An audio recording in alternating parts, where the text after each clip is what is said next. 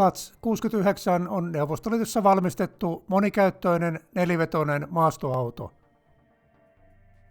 GATSin sarjavalmistus alkoi 1950-luvulla ja perustui jo silloin olemassa oleviin ratkaisuihin.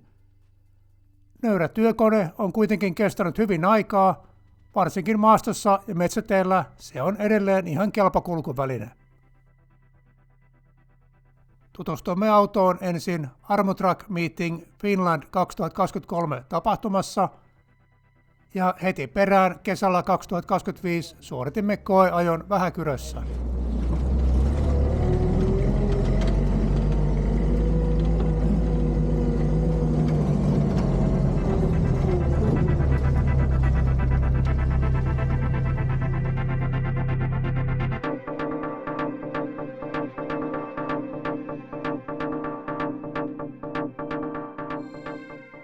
Erityiskiitokset Juha Atilalle järjestelyistä ja Pekka Ruotsalaiselle autonlainasta.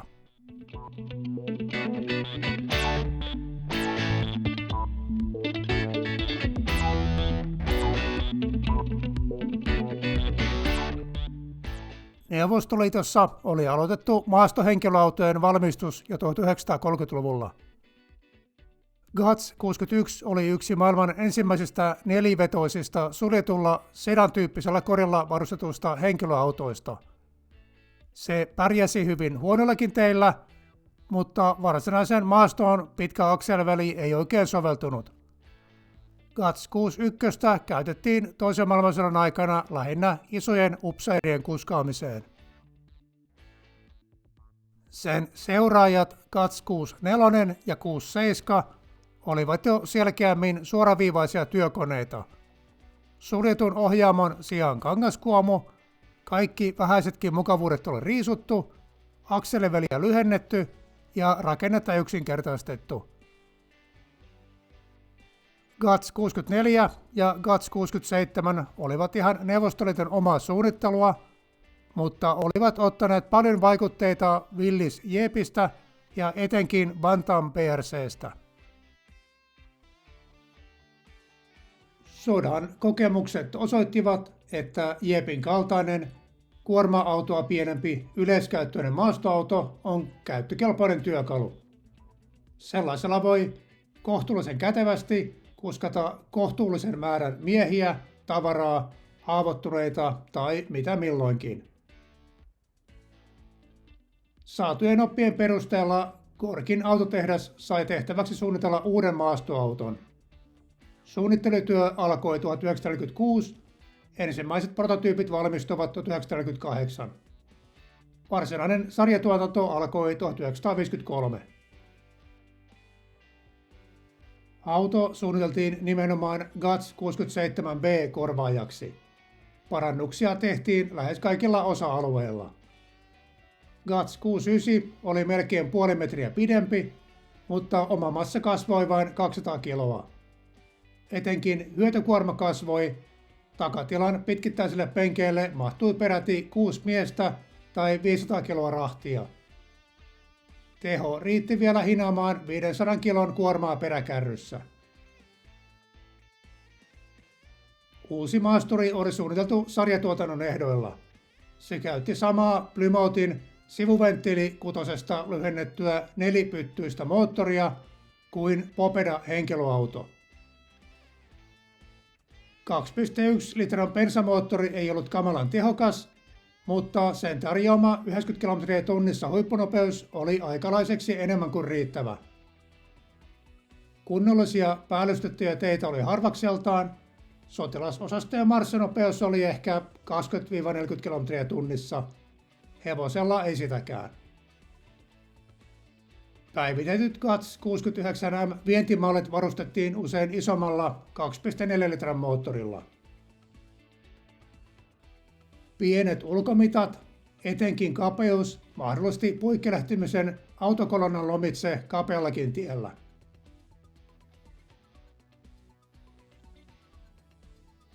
Vaihteisto on kolmeportainen, joista 2. ja 3. ovat synkronoituja. Alennusvaihteet auttavat maastossa. Katsi on nelivetoinen ja tasauspyörästön lukkoja ei ole. Etuvedon voimansiirron voi kytkeä jakovaihteistossa irti, mutta alennusvaihteella ajettaessa on aina nelivetoinen. Gutsista valmistettiin myös neliovista Guts 69A-mallia, jossa tavaratilan tilalla oli pehmustettu takapenkki. Se oli alun perin tarkoitettu kolhoosien johtajille ja viranomaiskäyttöön, mutta käytettiin myös armeijassa komentoautona. Matkustamo on avonainen, kehikon päälle vedettävä kangaskuormu tarjoaa lähinnä sääsuojaa. Gutsista on tehty myös umpinaisia versioita sekä tehdasuusina että jälkiasennuksena, mutta erilaiset kangaskatot olivat kaikkein yleisimpiä. Yksinkertainen itsekantava alusta, jossa lehtijouset ja iskunvaimentimet edessä ja takana tarjoaa hyvät maasto-ominaisuudet. Akselisto on käytännössä pienennetty versio amerikkalaisen Timkenin maastokuorma-autojen akselistosta. Maantielläkin Gutsilla pärjää, mutta yli 60 km tuntinopeudessa ajo-ominaisuudet heikkenevät merkittävästi. Maavara on yllättävän matala, vain 21 senttiä, mutta akseliväli on todella lyhyt, niin ei tartu pohjasta kovin helposti kiinni. Gutsi kahlaa matalahkossa vedessä, ja Neuvostoliitossa ainakin testasivat uintikykyä lisäkillukkeella, mutta se ei koskaan levinnyt laajaan käyttöön. Gutsin alustalle valmistettiin myös muutama tuhat Guts 46 amfibioautoa. Tuulilasin voi laskea alas, kuten maastoautossa on tapana, tai tuulettaa raottamalla alareunaa. Vakiovarusteisiin kuuluu kaikenlaisia käteviä työkaluja, ihan lapiosta lähtien. Pinssiä ei vakiovarustuksessa ole, mutta edessä on tukevat kiinnityspisteet hinaamiselle. Auton perässä ja nokalla on myös nostopisteet, josta sen voi lastata vaikka junaan tai laivaan. Talvikäyttöön on kiinnitetty erityistä huomiota, siis ajoneuvon kannalta, ei suinkaan matkustajamukavuuden vuoksi. Moottorin kyljessä on esilämmityskattila, jonka kautta moottori voi pakkasella esilämmittää vaikka kaasupolttimella. Etuovien keskinäiset erot ovat hyvä esimerkki Neuvostoliiton suunnittelufilosofiasta. Kuljettajan puoleinen ovi on noin 20 senttiä kapeampi kuin pelkeänpuoleinen etuovi. Se on suorastaan ahdas ja oudon muotoinen. Rakenne näyttää siltä, että ovat vasta jälkikäteen miettineet, mihin sijoittaa vararengas. Ja kun eivät muuta sopivaa paikkaa keksineet, niin nipistivät kuljettajan ovesta palasen pois ja hitsasivat siihen täytekappaleen vararengasta varten.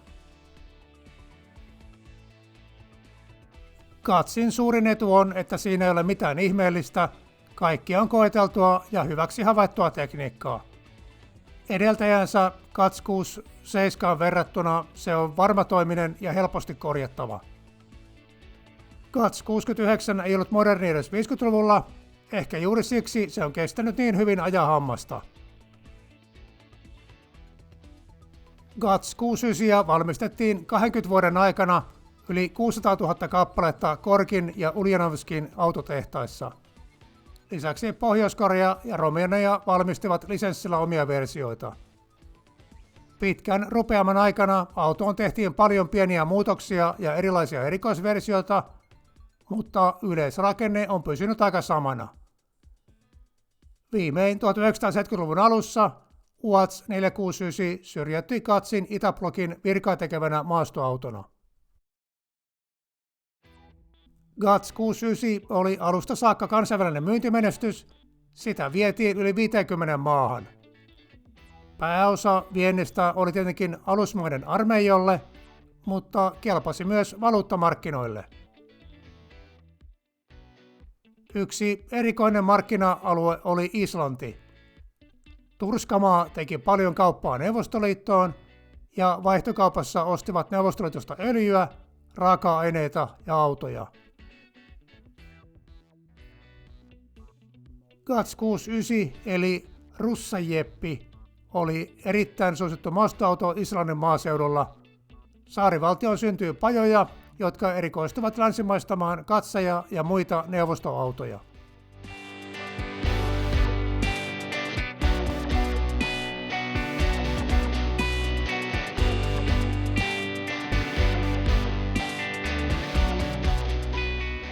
Puolustusvoimat osti Neuvostoliitosta yli 700 GATS 69 maastohenkilöautoa vuosien 1960 ja 1973 välillä. Myös valtiolliset laitokset, kuten TVH, Metsähallitus, PR ja Posti hankkivat yhteensä noin 100 GATSia 60-luvun aikana. Puolustusvoimissa piikkinokka-GATSien hankinnat ja käyttö voidaan jakaa 3 kokonaisuuteen. Karkeasti puolet ajoneuvoista oli GATS 69 ME-radioautoja, jossa oli häiriösuojatut kaapeloinnit, radiot, tehonvahtistimet, antennit ja voimalaitteet. Toinen puolikas oli tavallisia GATS 69M maastohenkilöautoja, joita käytettiin kaikenlaiseen yleiseen ihmisten ja tavaroiden liikuttelemiseen. Suomeen tuli muiden hankintojen ohessa kymmenkunta erikoisvarusteltua GATSia. Esimerkiksi Ilmavoimilla oli muutama MiG-15 harjoitushävittäjän käynnistys- ja huoltoauto. Suomessa autoihin tehtiin joitakin pieniä muutoksia. Lähinnä valoja ja turvalaitteita länsimaistettiin. Sekä terveysriskiksi todettu juomavesisäiliö poistettiin kokonaan. Lavian ja Kiitokorin kaltaiset autokorivalmistajat koittivat parantaa talvikäyttöä suunnittelemalla umpikoreja kangaskaton tilalle, mutta ne eivät osoittautuneet kovin hyviksi ratkaisuksi. Kiinnostavin kokeilu oli istuttaa kyytiin raskas musti sinko. Koeammunnassa selvisi, että laukaisu aiheutti epätoivottua rakenteellista epävakautta ajoneuvolle, joten panssaritorjunta GATSi jäi ainakin Suomessa ihan vain kokeiluasteelle.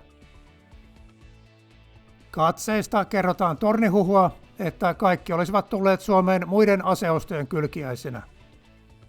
Siinä on sen verran perää, että Neuvostoliitto toimitti mielellään asejärjestelmiä kokonaisuuksina. Eli aseiden mukana tuli huoltoautoja, majoitustarvikkeita, työkaluja ynnä muuta isompaa ja pienempää tarviketta.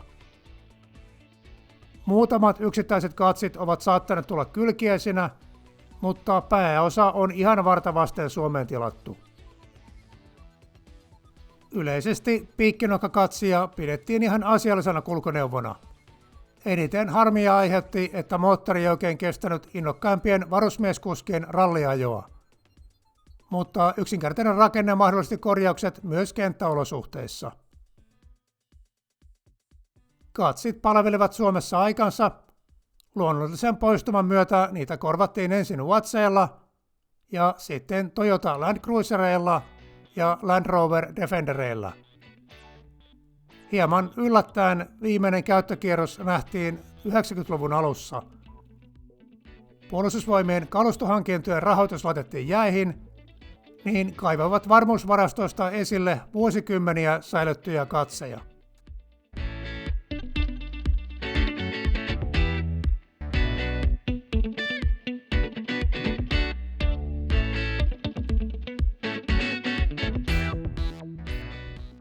Koeajo suoritettiin Vähäkyrössä, päästiin ajamaan erilaisissa maastoissa.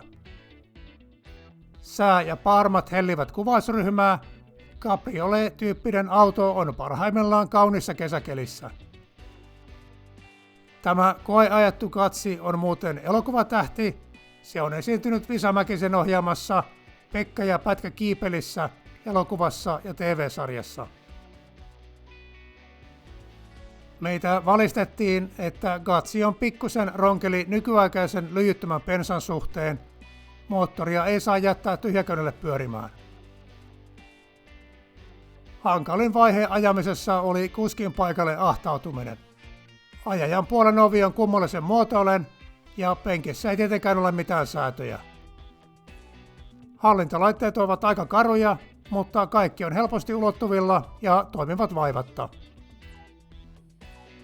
Välikaasun käyttö vaati vähän totuttelua, onneksi 2 ja 3 on synkronoituja.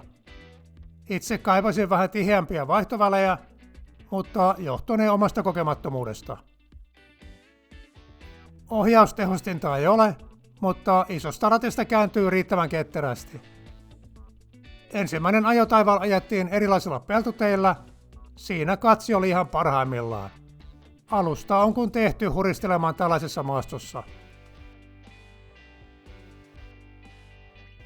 Maaston vaikeutuessa matkanteko hidastui, mutta se ei johtunut katsista vaan kuljettajasta. Ensikertalaisena vähän jänskätti ajaa laina-autolla 1000 montulla olevaa metsätietä. Katsilla pääsi kuitenkin hyvin metsään ja myös sieltä pois.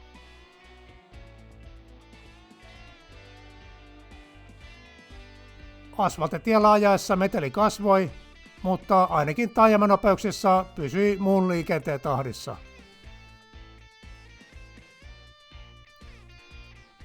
Piikkinokka-katsin ajo-ominaisuuksien arviointi on vähän hankalaa. Onhan tämä karon yksinkertainen työkone vailla mitään mukavuuksia, mutta ei nyt keksi mitään moitettavaakaan.